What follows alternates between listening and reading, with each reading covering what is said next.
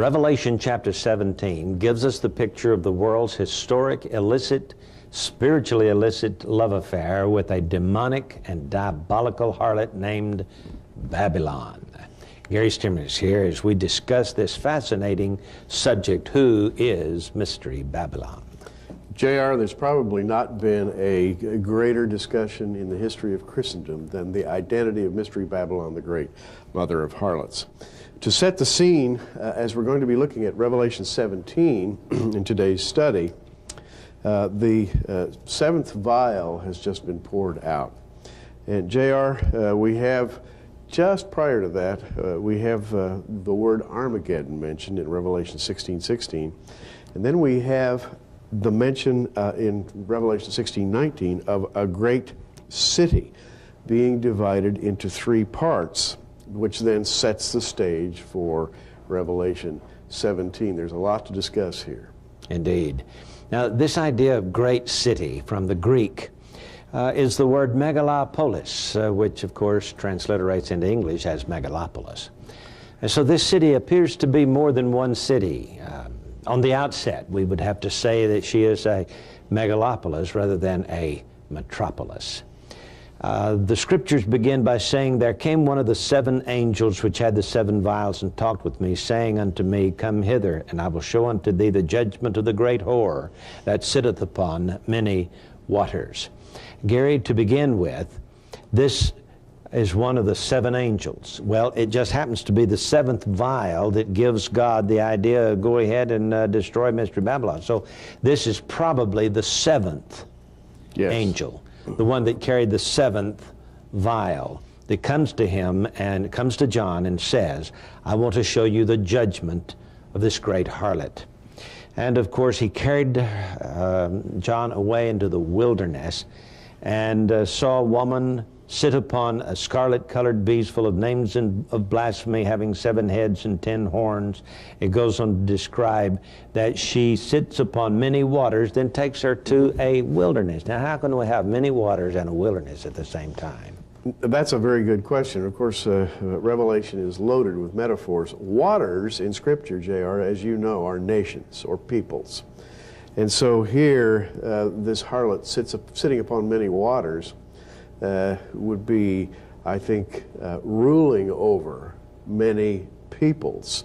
Also, there's a literal explanation for this, because the world is mostly covered with water, and the transportation of goods and materials across the world takes place between seaports, and these seaports are the major locations of the world's population centers. And so we have here Mystery Babylon controlling commerce, controlling shipmasters and their cargoes, controlling a global system of trade, and being the purveyor of a false religion all at the same time. Now, what about the wilderness, J.R.? That's a good question. Well, you know, this beast that rises up out of the sea just happens to be a metaphor for many nations. A sea of nations, a tumultuous sea of nations and peoples and so on. And so this, to me, is the same waters, and this is the same beast, the beast that she rides. Wilderness, boy, that's to me, it's a wilderness experience because of the world's preoccupation with this woman.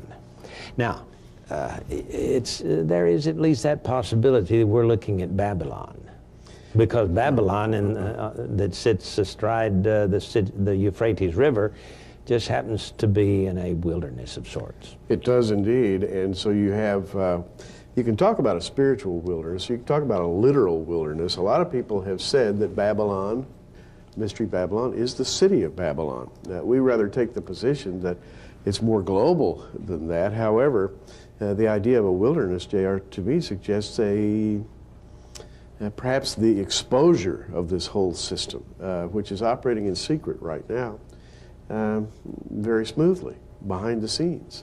One of these days, God's going to expose this woman. She's going to be right out in the open, naked as it were, and that the wilderness will be her judgment. Well, I want to read to you from Psalm 107, because when the 7 vials of wrath are poured out, The scripture tells us in verse 40, where is it? I'm looking. Psalm 107. I was looking at Psalm 106. That's the reason I couldn't find it. It says here that he will send them into the wilderness where there is no way. That's verse 40. He poureth contempt upon princes and causeth them to wander in the wilderness where there is no way. So we've got a wilderness there in Psalm 107 as well. Yeah, and to me it suggests a smoothly operating system. The kings have had just a wonderful time buying, selling, raising wealth, and so forth and so on, and suddenly all that's pulled back, and they find themselves lost and without any hope of recovery.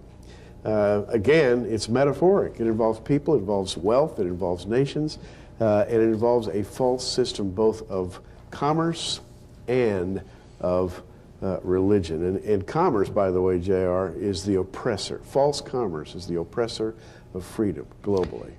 Now let's look at some of the thoughts and ideas of who Mystery Babylon has been targeted as being.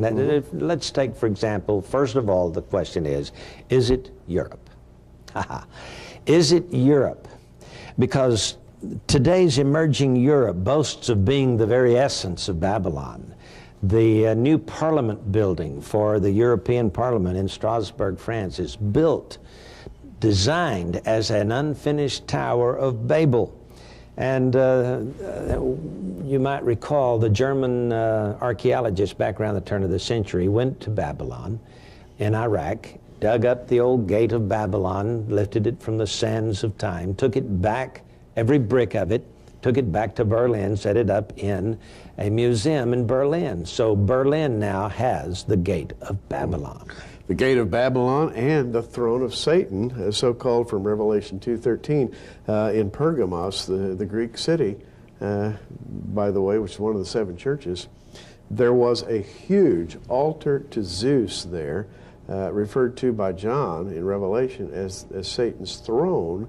And JR, that was an archaeological dig if there ever was one. The Germans took that piece by piece back to Germany. So the throne of Satan and the Gate of Babylon is located in the same museum in Berlin. I think that's quite fascinating. Yes. Then the logo of the new Europe is Europa riding the bull.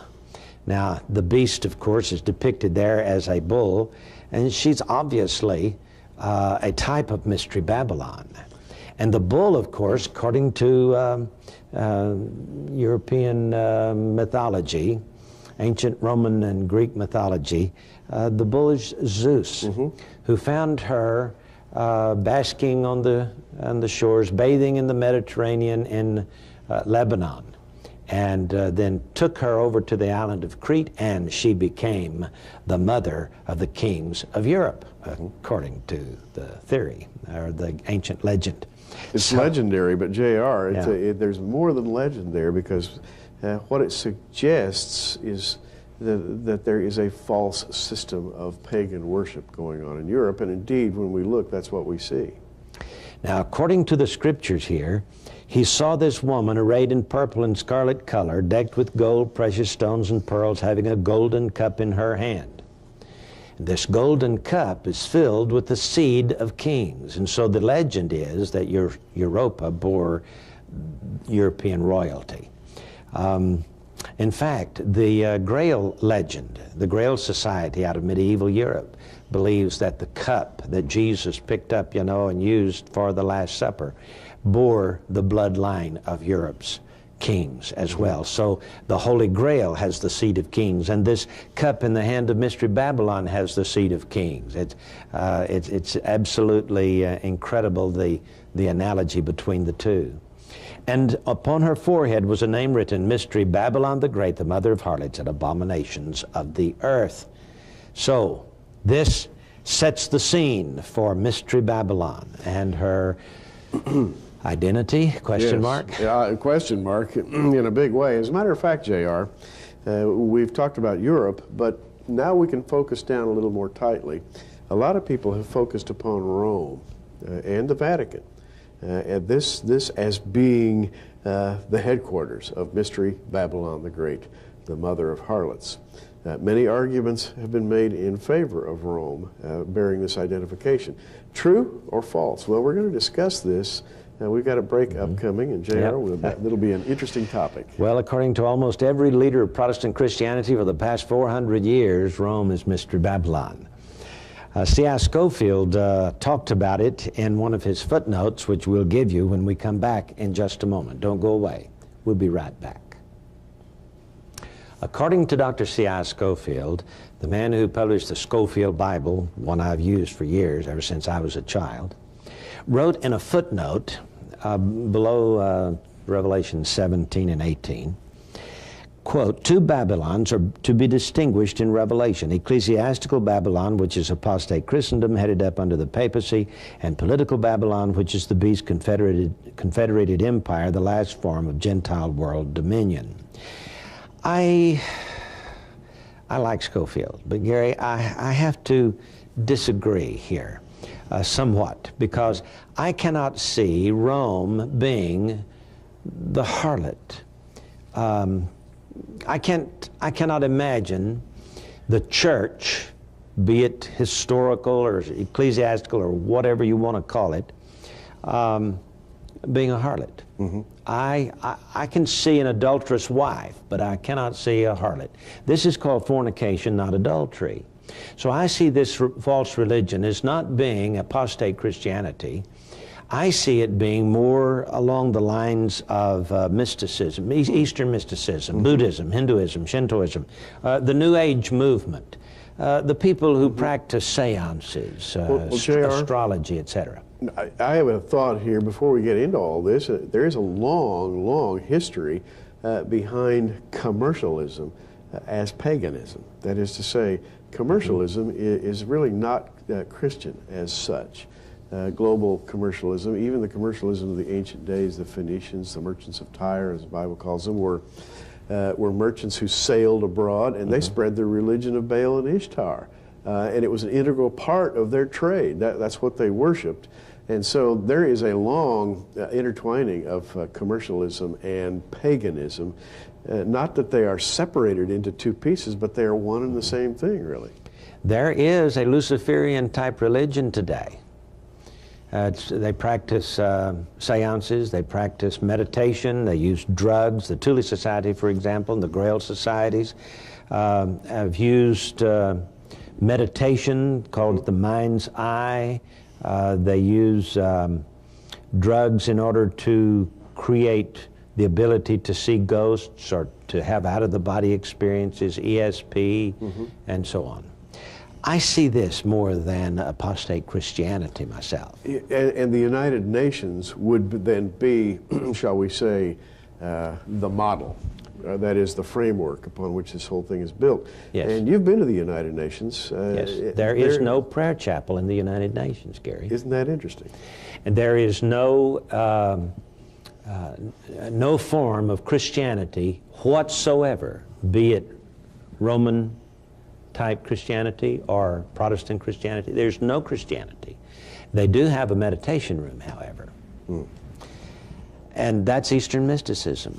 And by the way, the symbols and trappings, I've seen the picture, and we'll try to get that picture on the screen for you, that the symbols and trappings of that meditation room are definitely pagan in origin, right? Yes, absolutely. Now, Scofield also mentioned commercial Babylon. I have a little bit of a problem with that. If there is a commercial Babylon, so be it.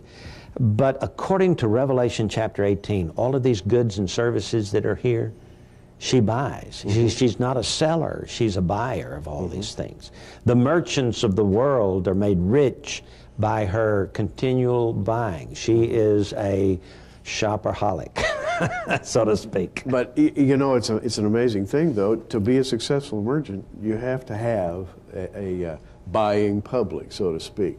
Yes. And JR and I have spent many hours in conversation about Mystery Babylon. She appears to be global in scope. She appears to be a buyer of goods. She appears to be the system that keeps this whole thing afloat. Very difficult to put your finger on it, but it's the system. Now, Europa is not Mary, okay? Nobody has ever tried to say that Europa is Mary. And so this idea of ecclesiastical Babylon being Rome, to me, is not accurate.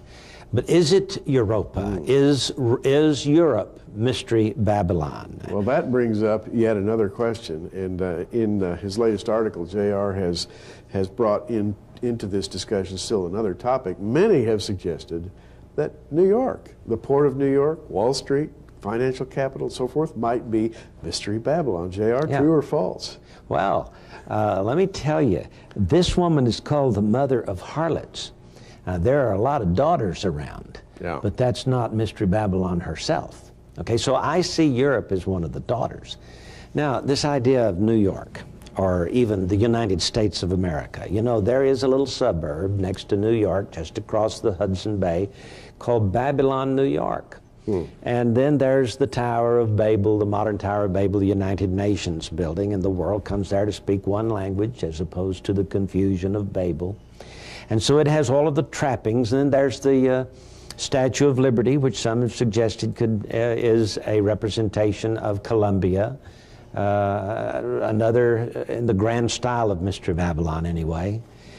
Frank Logsdon, back some years ago, wrote a little book called Is the USA in Prophecy? And he saw three Babylons in the scriptures. He saw historical Babylon, symbolized by the infamous tower, ecclesiastical Babylon, symbolized by the mystical woman, and political Babylon, a mighty city or a nation.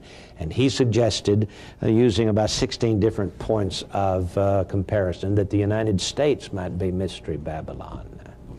Well, again, Mystery Babylon, Gary, is going to be utterly destroyed, and to be forever destroyed and never recovered during the millennial reign of Christ. Now, if the United States were Mystery Babylon and we were zapped, can you imagine the hole in the global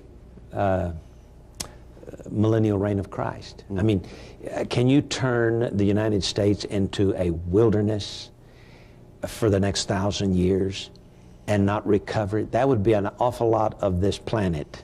If Europe were completely destroyed in such a fashion as is described in chapter 18 and not recovered during the millennial reign of Christ, that would leave a big gap for the planet. A part of the planet, any particular part being vaporized, would just really be difficult for me. And yet, the Bible does say that Mystery Babylon will be destroyed. Yes. Utterly. Yes, never to be recovered. Never to rise again. And so we regard that as true. Therefore, we have to solve this riddle somehow. And how are we going to do that? Yeah, well, there are two possibilities left. We're not going to be able to get to them, to really flesh them out on this program. We're just going to touch on them. There's the global village, and then there's the original city of Babylon on the Euphrates in southern Iraq, 50 miles or so south of Baghdad. Could that be Mystery Babylon? Thinking of the global village for a moment, now there's no such term in the Bible, and yet there is, if you will. The woman is called a great city, this megalopolis. Today there is a megalopolis, and it's humming in the wires and in the satellites that surround this world. It is the global system of trade. On the surface of the waters, you have ships. In the air, you have airplanes. But JR, they all depend upon this humming system that's invisible, really. You can't see it. And it seems that that system is backed by, or maybe is the personification of what the Bible calls Mystery Babylon. Possible. With the invention of the automobile and the airplane, and with telephones and electrical systems, with the internet and the computers, the world has shrunk. You can get on an airplane here and be there in no time at all, almost, within a day. And so, indeed, it could be the global village. There is that distinct possibility, because you got to admit, Gary, nearly everything here is symbolic. It's metaphoric. And she sits upon many waters, as we discussed before. That means that she is perhaps the port cities of the world, to say the very least. If Mystery Babylon is only symbolic, I have a problem with this destruction because she burned with fire. How are we going to get her burned with fire and still be metaphoric? So we look at Babylon, the possibility of Babylon on the banks of the Euphrates. Will there be some kind of a restoration there to be the great mother to finally be destroyed? Well, we'll have to wait till our next program to find out. We'll be back in just a moment. I'm holding here my personal copy of The Exodus Case by Dr. Leonard Moeller. This is a valued book. I treasure it along with some of the most exciting books I've ever read, and it's right up there at the top. Dr. Moeller is a lecturer. He's a medical doctor at the Karolinska Institute of Stockholm, Sweden. Very prestigious position. More than that, he's a Bible-believing Christian who went on an archaeological expedition, actually a series of them, to document the events of the Exodus. Who was the Pharaoh of the Exodus? What was the track across the desert to the Red Sea crossing? Where did they cross? And after they got there, where was the land of Midian, the mountain of God? What can be found there? Well, actually, you'll see pictures of rock carvings at the base of the mountain of God, an altar that was built by the children of Israel. So much evidence in pictures, 317 pages, almost 600 four-color pictures in this book. You call 1-800-883-1809 to get your copy, and JR, they'll love it, I'm sure. Yes, they will. It's $34.95 for the book. But Dr. Moeller has also produced a companion video called The Exodus Revealed. They put an underwater camera down at the bottom of the Red Sea and took pictures of the wreckage across the 8-mile crossing site. Dozens of chariot wheels, some still on the axles. It's an absolute must for you to see. It's $19.95, and it's available on VHS, but also on DVD for $24.95. The DVD has extra footage, including Cecil B. DeMille telling how he made and why he made the Ten Commandments. If you'll get the book for $34.95 and one of the videos, your choice of either the VHS or the DVD, we'll send you an extra bonus as well. Gary? And that bonus is Prophecy in the News, 12 issues, an annual subscription, regularly valued at $29.95. Yours absolutely free when you order this very, very exciting offer that we have for you. Believe me, you're going to be showing your friends the Exodus Case. You'll be inviting them over to look at those videos, and they will be awe-stricken, I promise you. But most of all, we want you to have a copy of this book, The Exodus Case. In my opinion, a landmark production. Dr. Moeller has done something very special here. And by the way, he told us that he did this as much as anything for the skeptic, for the individual who maybe has a little trouble believing the narratives of the Bible. Here are the facts, carefully documented with hundreds of pictures. The Exodus Case. Just call the 800 number on your screen right now, 1-800-883-1809, and we will rush this book to your home.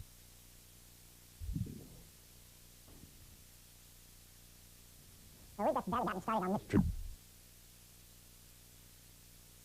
Babylon, I think it'll take at least another program, Gary. Oh, at least, JR. And if you want to be reading ahead, we'll be studying in Revelation 17, the riddle of the ages. Who is Mystery Babylon the Great, the mother of harlots?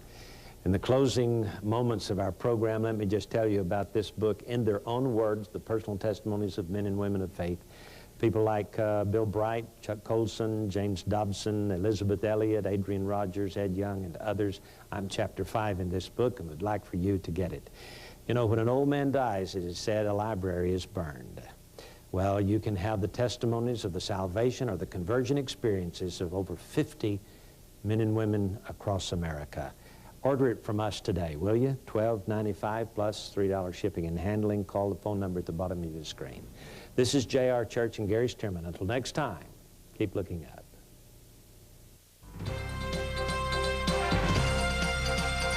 Prophecy in the News is a viewer-supported ministry sponsored by our many friends across America and in your area. For your gift of $10, you can receive a special edition of our current program on audio tape, or for a gift of $20, we'll send you our programs on videotape. For either order, call the 800 number on your screen right now.